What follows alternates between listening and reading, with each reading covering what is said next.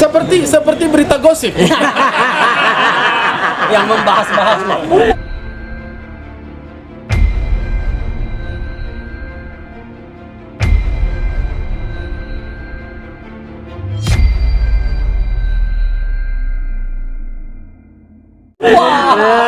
Pribadi, tidak usah status perkawinan, tidak penting.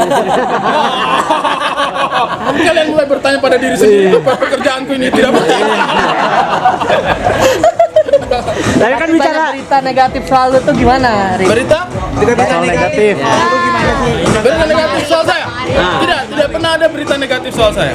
Teman-teman media sangat netral ya, sangat netral, selalu berpihak pada saya, selalu berusaha menyampaikan kebenaran. Terima kasih banyak berita gosip.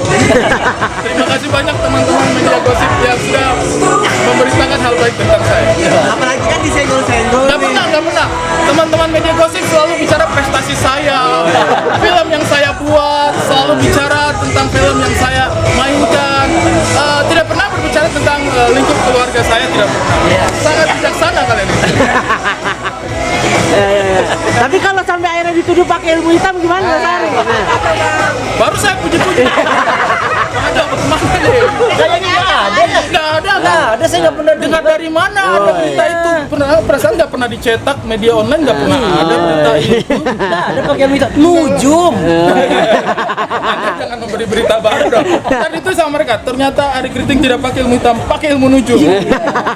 Tahu ilmu nujum? Apa nih? Bulan.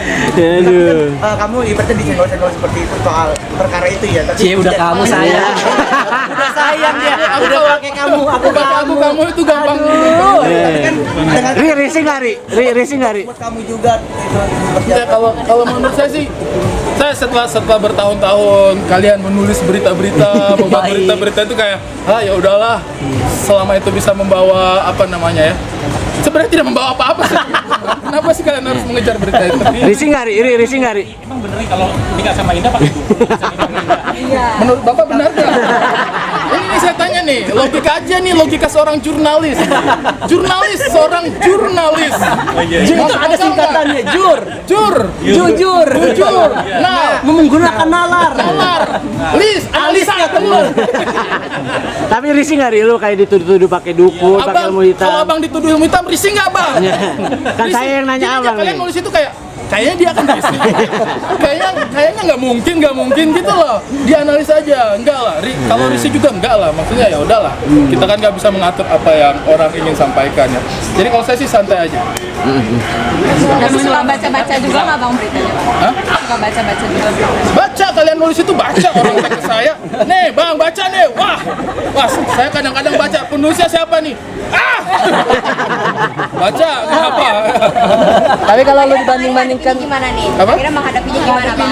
Ya nggak gimana ya, mau gimana? Kan kalian yang menulisnya gitu. Kalian berharap saya menghadapinya seperti apa? Ini gimana? Santai aja kalau saya sih. dibaca aja. Dibaca. Karena kan kalau dalam agama dikatakan ikro. Saya membaca itu, wah, boleh juga nih berita. Boleh juga nih menyakiti perasaan. Ini nyampein orang tua, ini mau melawan atau menjelaskan Nggak bisa lah. seperti apa? Saya itu orang timur. Ini Bang Aceh juga orang timur. Kita itu dididik mau seperti apa juga orang tuanya kita. Kita tidak boleh melawan. Diam, berpasrah dan berdoa. Ya Allah, kok gini amat hidup. Itu bukan berdoa, itu mengeluh. Tapi kamu dengan hubungan itu seperti apa mungkin? Yuk, saya usaha terus yuk. Kayak gini loh. Kalian itu lebih sering ketemu beliau daripada saya. Iya. Harusnya kalian yang lebih tahu lah. Masa nanya ke saya?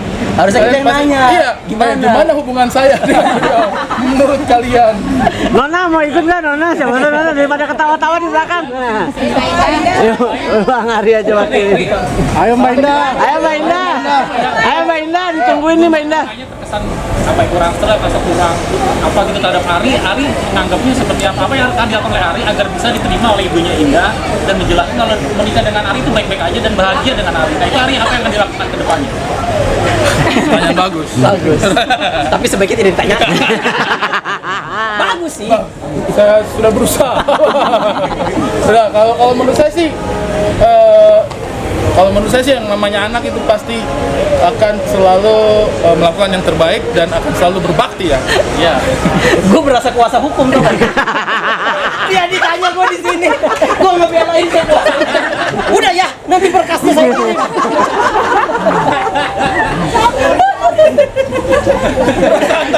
Perasaan tadi itu Sumpah pemuda. Kok jadi? Nah emang nih, bisa banget usahanya. Kalian ini tadi undang saya ke sini untuk bahas Sumpah Pemuda. Dan kenapa jadi Sumpah Muhabalah? Kan tadi dari masalah juga tadi yang mancing-mancing. Jangan men-framing kalian yang membutuhkan ya. Iya, aduh. Seakan-akan playing victim. Kalau untuk saya sih pribadi teman-teman, terima kasih banyak sudah mencoba menjadi penengah untuk ini semua. Enggak sih, kalian nggak jadi penengah. Kalian hanya memanfaatkan ini untuk kapitalisasi aja. Ya, kita aku itu besar. Jangan ketawa-ketawa, bener loh saya bicara ini. Ini hanya adalah bentuk kapitalisasi dari kehidupan keluarga orang lain yang sudah kalian lakukan. Tidak apa-apa, semoga membawa berkah. Semoga Ya, tapi kalau saya pribadi, kami pasti akan tetap berbakti kepada namanya orang tua, kita pasti akan tetap berbakti siap kapanpun dibutuhkan dan apapun yang kita pasti akan memberikan yang terbaik. Mas Ari usahanya udah seperti apa sih Mas Ari? Dan dijolimi tetap berbakti pada orang tua. Waduh. Ya dijoli. bahasanya Mas Ari usaha. tadi sudah dingin-dingin turun nih. Nih, pasti nih kalau saya bilang kayak, iya meskipun sudah dizolimi, pasti kalian kasih petir, dardo. Ari merasa dizolimi. Ari merasa dizolimi, enggak ya. Kalau saya sih tidak pernah merasa dizolimi ya, tidak pernah merasa teraniaya. Itu adalah hal yang wajar, Iya. sangat-sangat wajar gitu, sangat-sangat wajar. Mas Ari usahanya apa? Usahanya apa Mas Ari selama ini untuk mendinginkan pihak keluarga gitu? Adalah usahanya. Kayak saya pikir itu tidak usah terlalu menjadi konsumsi media. Berbakti kepada orang tua gimana versi Bang Ari? Ya, cara Bang Ari. Pertama, kalau mau nyebrang, ada orang tua nih mau nyebrang. Nah, kita lihat kiri kanan, ada mobil kita seberangin. Ya standar lah, ya namanya itu kebutuhan orang tua pasti kita penuhi. Ya Pak pengacara ya. Udah, klien saya capek. Iya. Komunikasi sejauh ini komunikasi kami tetap menggunakan bahasa Indonesia yang baik dan benar ya. Seperti sumpah pemuda kan. Sumpah Pemuda. Bahasa satu bahasa Indonesia. Bahasa Indonesia. Oh, komunikasi lancar. Kadang-kadang dia WhatsApp gitu kan tiap hari. P. Saya bawa pakai emoticon tuh. Itu akrab. Mas Ari, kita tanggapannya katanya Indah menjadi menantu kesayangan ibunya Ari. Bener nggak tuh? Iya. Gimana tanggapannya? Enggak sih, kalau ibu saya sih semua menantunya adalah kesayangan ya. Semua menantunya adalah kesayangan, Indah menjadi salah satunya. Cuman kan mungkin karena selama ini ibu dengan bapak kan di kampung halaman terus. Jadi 2 bulan kemarin pas saya punya orang tua datang dan umroh, ya lebih banyak waktu lah untuk sama saya dengan Indah sama adik bayi juga. Jadi sebenarnya sih bukan kesayangan atau bagaimana, karena kan orang tua memang lebih banyak di kampung halaman ya. Jadi ketika ada 2 bulan kesempatan, hanya 2 bulan, ya kami manfaatkan sebaik mungkin. Cerita dong rumah barunya setelah ditempati seperti apa? Rumah baru saya itu ada atapnya ya Bang ya. Terus ada pintunya itu kalau dibuka itu kita ke dalam. Pondasinya cakar ayam. Cakar ayam Bang, sama sebelahnya itu cakar kasuari. Gimana sih Bang? Udah, gimana tuh cerita rumah baru? Ya maksudnya sejauh ini gimana? Aman, Rumah baru. aman. Baik dengan ibu dan istri dengan anak seperti apa? Happy, cuman rumahnya masih kosong. Endorse lah boleh. Bang pengacara siapa itu ada klien. Kalau mau ada yang endorse boleh. Rumah didesain sendiri atau berdua atau gimana Bang Ari atau beli jadi? Rumah yang desain Indah Permatasari, saya numpang tinggal doang. Karena kalau untuk saya sih rumah itu harus menyenangkan untuk pasangan. Kalau untuk saya, karena kalau saya pribadi sih mungkin pulang itu lebih banyak istirahatnya ya. Nah kalau pasangan tidak betah di rumah, dia mungkin akan kayak kita harus ini dong, kita harus ini. Jadi biarkan apa yang dia mau, berkreasi lah sesuka hatinya dia. Karena kebetulan Indah sangat suka mengisi-ngisi furniture. Dia sangat suka mengisi-ngisi furniture dan saya tidak suka mengeluarkan. Karena saya juga nggak punya uang. Kalau Mas Ari, Gini, selama Indah beli sendiri nggak apa-apa deh saja. Mas Ari mau tanya nih, bener kan Mas Ari pernah menangis dengar hinaan dari ibu mertua, dari ibunya Indah? Bener pernah menangis di hadapan ibunya Indah? Karena dihina ibunya Indah?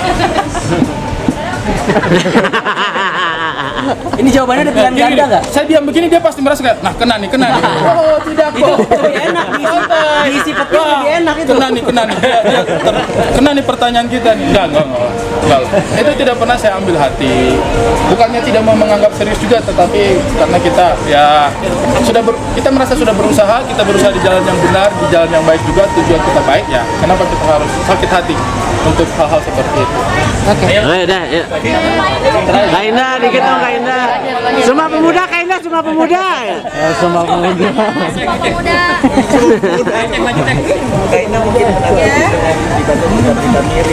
Menanggapi Ya apa-apa, ini aja sih melihat tapi nggak pernah gimana. Karena kan pada akhirnya aku sama Bang Ari yang menjalani kehidupan ini kan. Kita melihat perjuangan Mas Ari untuk bisa meluluhkan hati ibunya Indah agar bisa diterima dalam keluarganya Indah. Seperti apa perjuangan dari Mas Ari sejauh ini? Sejujurnya ada banget perjuangannya, cuman kita nggak mungkin akan membicarakan itu di tempat umum dan biarkan itu menjadi cerita kita aja sih. Tapi yang pasti Bang Ari ada banget perjuangannya dari awal pacaran. Menurut Indah agar Mas Ari bisa diterima oleh ibu dan bisa dianggap sebagai anak kesayangannya juga, apa yang harus dilakukan agar bisa diterima oleh ibunya Indah? Seperti apa harus dilakukan? Kayaknya nggak tahu ya, soalnya mau gimana pun pasti nggak akan diterima lah kalau misalnya. Kayaknya pokoknya yang penting kita sudah berusaha ya. Kalaupun misalnya kita sudah berusaha, serahkan pada Allah aja. Kalau kan kita percaya Allah Maha membolak-balikan perasaan. Yes. Kalaupun misalnya pada akhirnya perasaannya dibalikan untuk bisa menerima tujuan baik kita, ya alhamdulillahirabbil alamin. Udah sampai pada tahap itu aja. Karena perjuangannya kan udah maksimal ya, beli Indah rumah baru, terus naikin ibu naik haji, umroh, kan udah begitu besar ya perjuangan Mas Ari. Kalau kita nggak hitung-hitung yang kayak gitu, itu bukan perjuangan, itu kewajibannya. Jadi ya udahlah, maksudnya kita diberi rezeki sama Allah, ya itu kewajiban anak, bukan bagian dari perjuangan. Kak Indah, kalau cerita lucu nih yang Bang Ari dibilang dukun-dukun kayak gitu, kamu gimana Kak menghadapinya? Itu dulu pakai dukun buat dapetin Kak Indah seperti apa Kak? Lucu juga tuh Kak. Nggak ada, itu mah ketawa-ketawa aja kalau kayak gitu. Kalau misalnya ada yang kayak gitu-gitu pasti kita ketawa aja sih. Nggak pernah menanggapi serius Kak Indah atau seperti apa gitu sampai baper atau kesel gitu? Enggak. Tahu nggak yang menanggapi ini serius? Nah. Teman-teman semua. Ini udah berapa tahun teman-teman? Mas ini aja yang kalian kejar, sumpah loh.